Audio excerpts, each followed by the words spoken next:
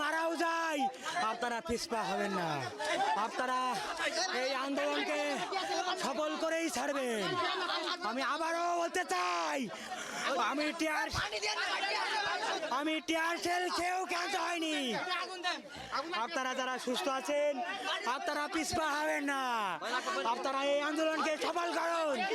পাশাপাশি আমি সমগ্র বাংলাদেশ সকল আপামার জনতাকে অনুরোধ করব, আপনারা এখনো যারা আপনাদের সন্তানদেরকে ঘরে আটকে রেখেছেন, আপনারা দয়া করে তাদেরকে ছেড়ে দিন। এই আন্দোলনে অংশগ্রহণ করতে দিন। মনে রাখবেন, আমরা যদি এই আন্দোলনে ব্যর্থ হই, আগামীর বাংলাদেশ ব্যর্থ হবে। আপনারা ভাববেন না আমরা যদি ব্যর্থ হই সবকিছু ঠিকঠাক হয়ে যাবে। আমরা যদি আজ থেমে যাই, এই আন্দোলন যদি থেমে যায়, বাংলাদেশের স্বাধীনতা, সার্বভৌমত্ব সবকিছু